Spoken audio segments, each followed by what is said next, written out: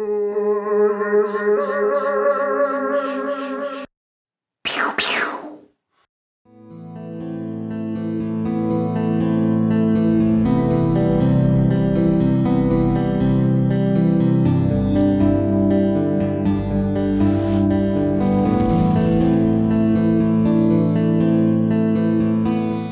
I'm going into basically uncomfortable area here, and I've got to be careful. But this is Eve, and I was lucky enough to play some Eve with the Praxis group over April, and it was fantastic. I'm not yet bitten. I'm going to be completely honest. I'm not yet bitten with this game. There's pros and cons. Obviously, the monthly fee is the biggest thing, but there's a lot. It's heavily involved, and Eve is the Marmite of games, in my opinion. And Marmite, obviously, for those that you don't know, is you either love it or you hate it. And you know, its group plays a big part. The content appears to be massively vast. And you can see from this guy that I've just been circling around. Even he doesn't know if he wants to go out there. I've often found it's hard to scan for stuff. It's hard to figure out what's going on. If I didn't do this with the Eve guys on Praxis, I would be completely lost. So I'm going to leave you with this footage. And considering I lost the primary footage from this, the footage I do here with Bishop and Sorbic kind of it makes up for it. So just have a listen. It's basically a noob, and I consider myself a complete noob. I held my hands up when it comes to Eve.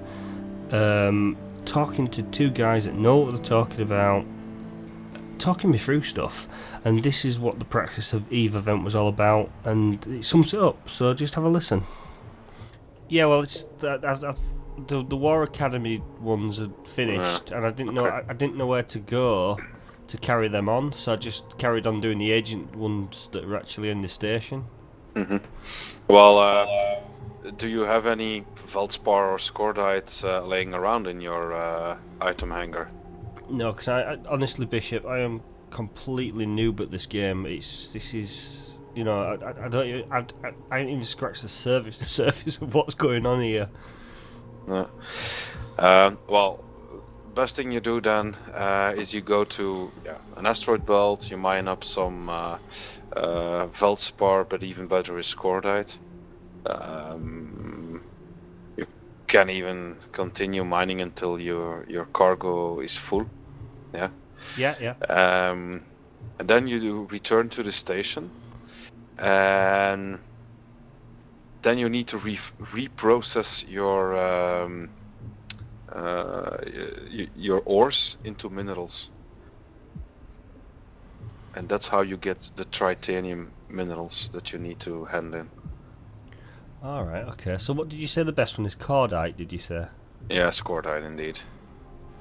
If we find massive Scordite, that's even better. Or dense is better than normal Scordite. There's always 3 tiers for each ore. So you get the regular tier 1, that's Scordite. Tier 2 is dense Scordite, and then tier 3 is massive Scordite. And it basically comes down to, well, if you want to build something in this game, you need products, and the products are made from minerals, and the minerals are extracted from the ores you can mine, and the ores you mine from asteroids. So the more dense your ore is, the more minerals you'll be able to get out of it. So it's always best if you see tier 3 asteroids to mine them first, because the return is bigger. How can you tell the tiers? Is it just by the names, or? Well, yeah, it's by the names. So, for instance, for Veldspar, which is the most basic asteroid of them all. For Veldspar, it's tier 1 Veldspar, tier 2 concentrated Veldspar, tier 3 is dense Veldspar. Then for Scordite, Tier 2 is condensed scordite, Tier 3 is massive scordite. So it's always another name that's added in front of it. There are charts if you want. Wait, let me see.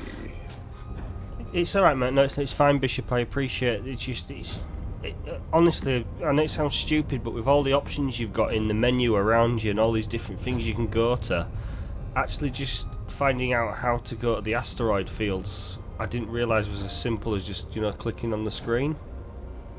Yeah, it is. But when you play a game that's literally, this game can be as complicated or as simple as you think. Mm-hmm. Well, there's another trick you can apply. Your overview, that's a bit your main general window when you're out in space, which shows you all the stargates and stations that are in the system you're in.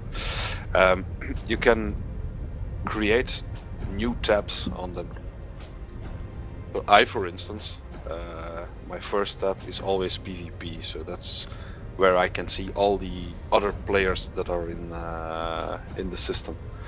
And then I have another tab called mining, and the only thing that's in there are the asteroids and the asteroid belts. So if I enter a system, I just look at my tab mining. Oh, there are asteroids. I can mine here. All right, that's kind of handy actually. That makes sense. Mm-hmm. And then I've got another window that I called traveling, which holds all the stargates and all stations. So if I need to get out of somewhere very quickly, I just open up traveling and I can click right there. There's nothing obscuring my view, so that's tips and tricks you can pick up from watching videos and reading guides. Oh yeah, I know. It's like I say, I'm not trying to get too much into it. I just try to get a feel for the game, Mm-hmm.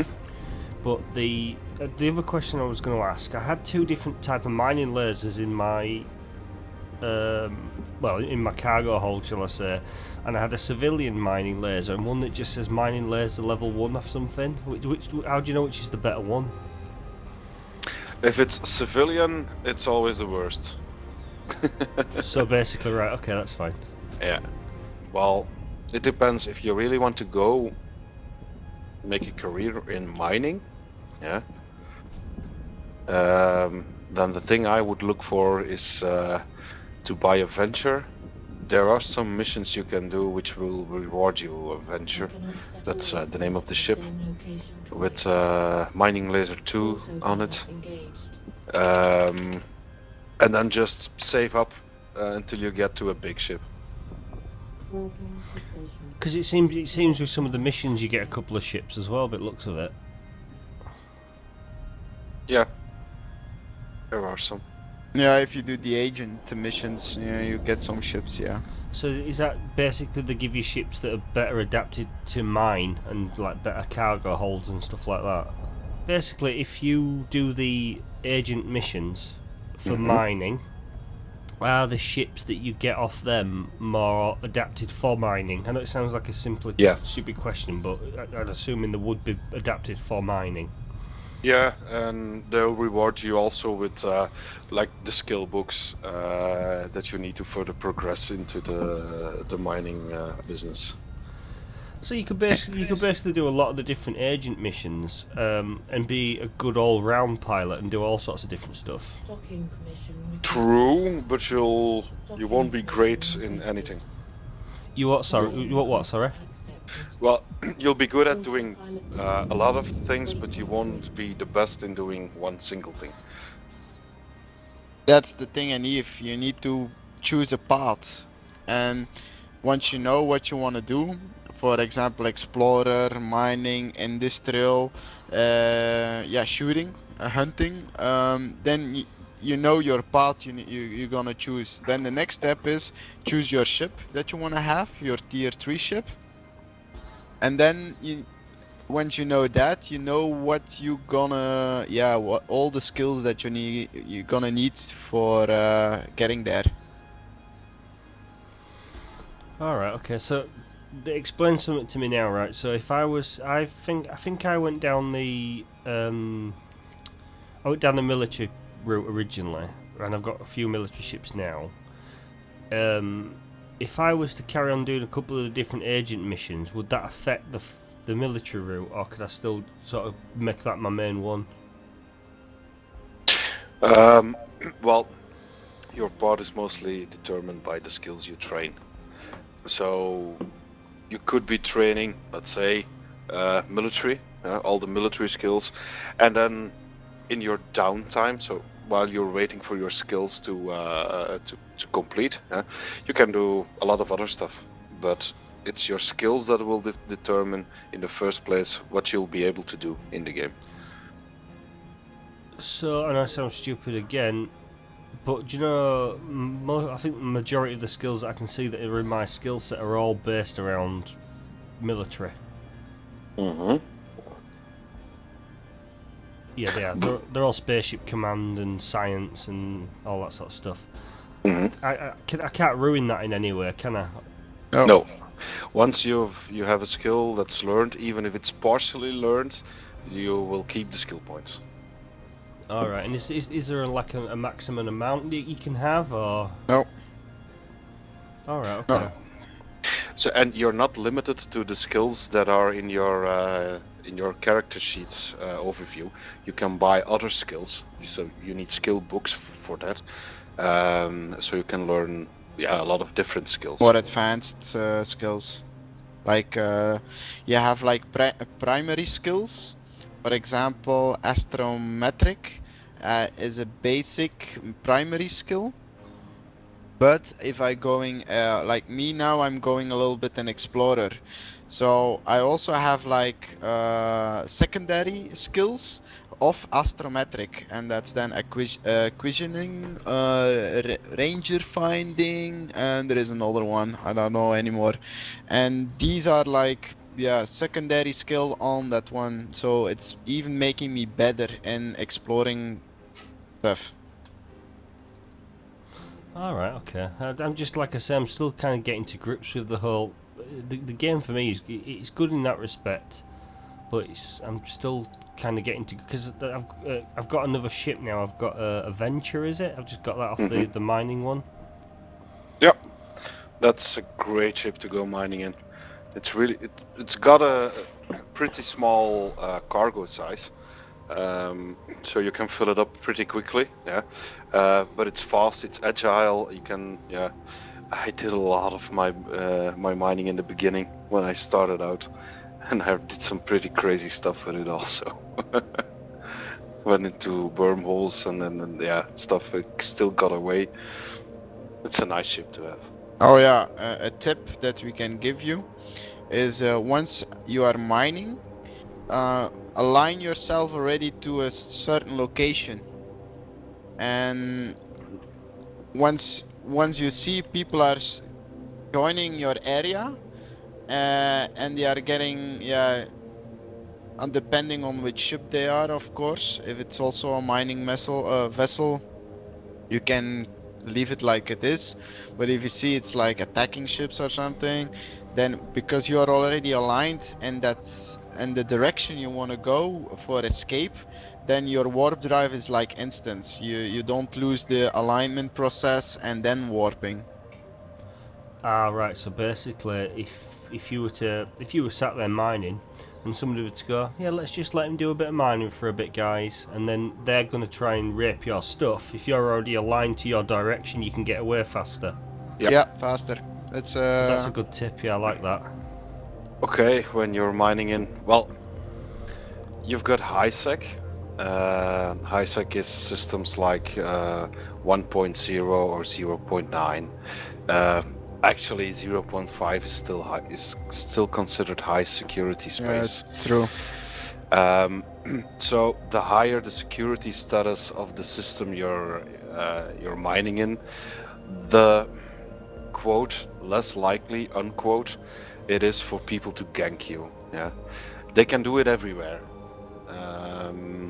but it's it happens more in low security space than it happens in high security space. And go ahead. Now the biggest advantage from mining into high sec 1.0 0.9 is that you don't get pirates that are NPCs that are coming to attack you. So in the very beginning, in your venture, you don't have drones, you have no means to defend yourself. It's best to stay in 1.0 or 0.9 to go mining. Right, okay, guys. I've got that ship now, so apparently I have to learn mining frigate level 1. I didn't realise I got the book for it, so I'll let him learn that now. Yeah. Is the training time real time then? I've noticed. Yep. Yeah, it's all real time. It's all real time. This is why, when I was having the discussion before, and unfortunately I lost the video for it, but I was having the discussion with Epsy and the rest of the Praxis guys, where we were saying that this game is better played with friends and people that know what they're doing. True. Certainly in the early stages, but the nice thing about EVE is that you can do whatever you want inside of the game. Yeah, it's a sandbox, isn't it? Yeah. There Well- are some rules you'll have to follow. There are some guidelines, I have to say. They are not really rules. There are guidelines. If you want to, you can go scam people. And there's guys doing it a lot. They tell you, hey, give me 10 million ISKs and I'll give you 100 million back. There's people actually doing that. And they give away 10 million and they lost 10 million. They never see the 100 million. Really? There's people that actually fall for that? Yep. So if I was to start going around this galaxy and start saying, yeah, I'm a king from Nigeria, I've got 1 million Epsy for you, you send me 500,000 over, I'll send you 1 million back. You think people will fall for it? Yep. Oh, right, nice. There are not a lot of people will fall for it, yeah. But there are some that will. So if you really want to do stuff like that, now, if you do it regularly in areas where there's a lot of people, and you just spam the local chat, yeah, you'll get noticed, and yeah, you won't get into any good corporations or anything. You'll be flagged. Docking permission requested. Docking But hey, What do you guys think about the subscription fee then? Do you think the subscription fee's fair to the game? well, the thing is, you can buy for your subscription with in-game money. You need 800 million for 30 days of playtime. Yeah, that's a lot of money. Yeah, then you In-game? get a Plex. You get a Plex for that, Yeah, and but- that's a kind of a card that you exchange for 30 days. So, what? Say that again. A Plex. Yeah, a it's Plex. called a Plex. Plex. You can buy Plex on the EVE website, and then you can use that Plex to either,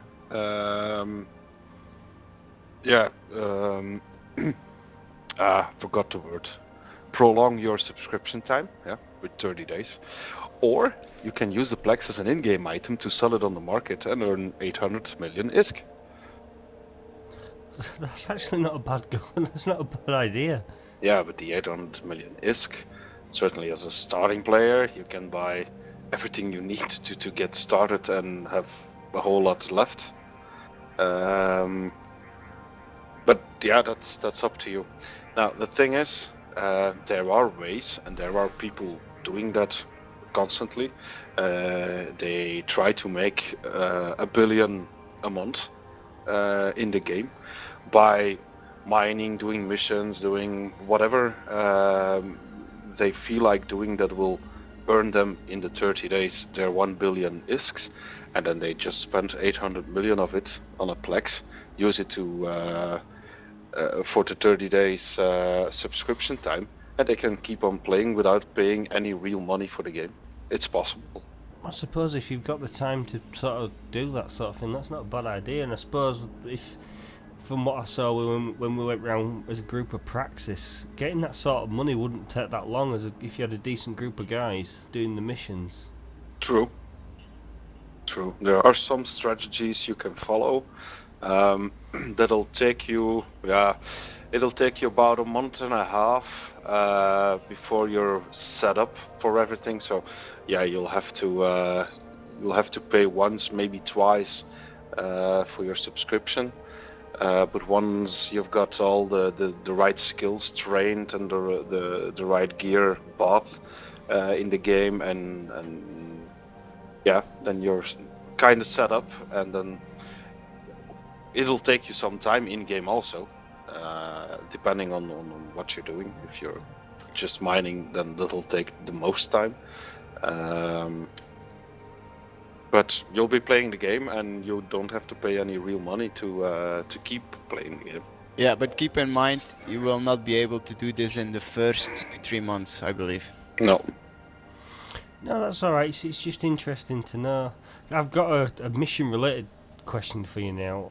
I've done the mining mission I just did, and now it's telling me I need to acquire 2 civilian afterburners. And it says I can go and mine the asteroids to get the appropriate pieces, but it doesn't actually explain what you need to build these things. Time since I have done those. Yeah, I'm sorry to be an absolute pain in the ass. Don't worry. Civilian miners, you said? Yeah, civilian afterburner. It says. It says I need 2 of them, but it says the following objective must be completed to finish the mission: 2 civilian afterburners, and then deliver them. It says it doesn't care how I'll get them. I can buy them or mine nearby asteroids and reprocess for the results. For instance, although if you end up with buying them, repackage them. So I don't actually understand how you would make these. Well, you can. Do you have a blueprint for a civilian afterburner in your? Did you receive that as from the mission giver, from the agent? You know what I do? I do. What do I do with that? You did. Well, you can have a look at the bill of materials, it's called, in the blueprint. And then you can go mining the asteroids. You reprocess the ores you get until you get enough of the materials, and then you can just build 2 civilian afterburner blueprints in a station. Yeah. So if I've got, it basically says I need tritanium. Yeah. So if you've got enough Scordite or Feldspar or Plagio class, or however you pronounce that one, then you can go reprocess them. Now the thing is, if you don't have any skills invested into reprocessing, you'll lose a lot of minerals from each run. But you can do it that way. That way it won't cost you any in-game money. But if you've got any in-game money you're willing to spend on civilian afterburners, you can just buy 2 on the market and deliver those. Well, I'm just trying to get a feel for it, because it says, right, I need 128 tritanium, so I've got 1,338. Mm-hmm. So do I just right click on the tritanium and reprocess it? No, not on the tritanium. What you have to do then is go into a station where they have an industry module. Right. Yeah. You have to enter the station and look in, the thing where you see enter captain's quarters or undock, that thingy where the agents are listed. Oh yeah, I see that, yeah. You have station services above the agents and guests offices buttons, and there should be one that looks like a factory if they've got an industry module in that station. All right, okay. Okay. And what you do then, if you click that button, you get a new window where you can place your schematics. So, for instance, if I say this schematic, Alright, so I've done that, and it's showing me the blueprints, and then it's basically the start button's red though. Tell me why I can't use that. Oh, activity skill requirement not met. See, that's the only thing that frustrates me about this game in that respect, is that is not particularly clear. Do you know what I mean? yeah. I know. So the message you get is that there's not that you don't have the skill requirement not met, right? Yeah. If I open the industry button, right, and then it says drop in the blueprint, so that's what I do. And then after that, the start button's still red. So do I have to? It says I need the tritanium, which I do have. And then as soon as I go to the start, it says activity skill requirements not met. Yeah. Well, you've got the big circle with the blueprint in the middle. Beneath that, you've got jobs run, and then how many times you want to make the item. Yeah. And beneath that, there's required skills. If you hover over that, it'll say that you'll need industry level 1, I guess. Ah, yes. I'm gonna have to wait for these jobs to finish. Well, you'll have to train that skill. Yes, it's gonna come after the mining frigate one in about 13 minutes.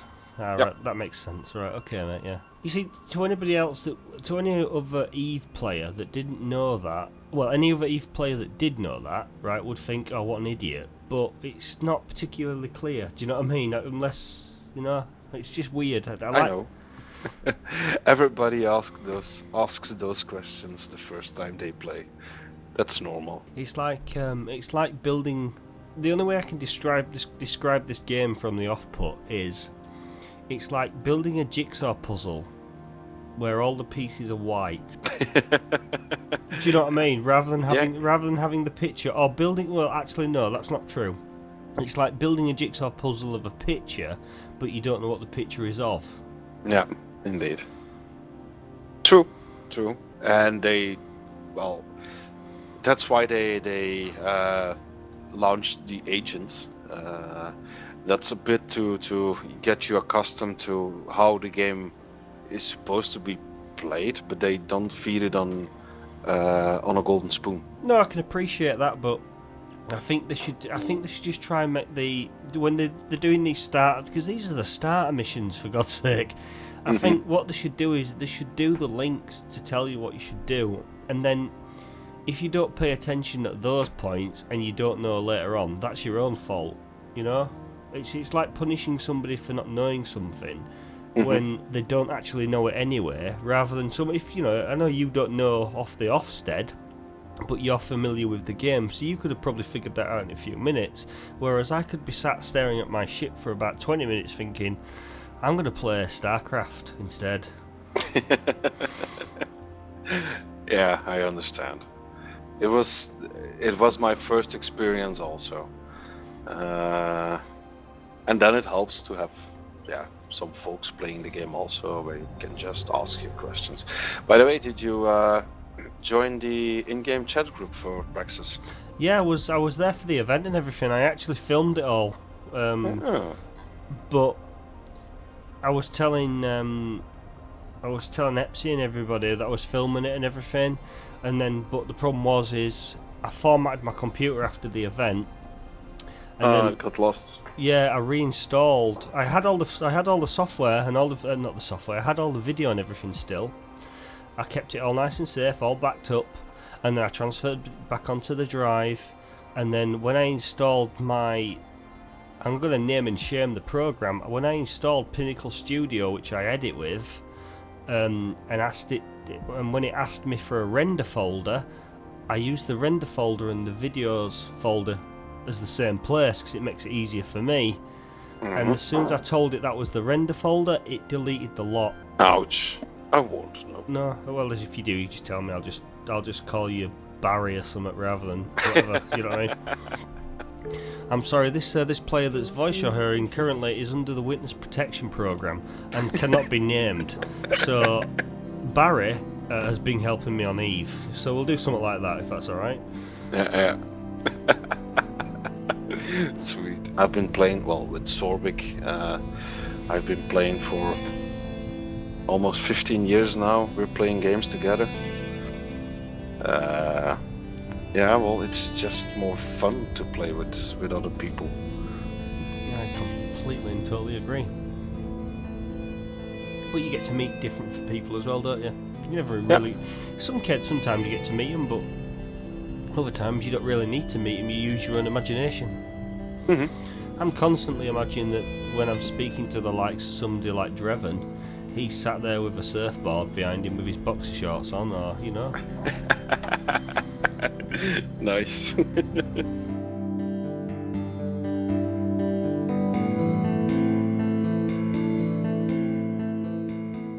Appreciate your time, man. You helped me out big style.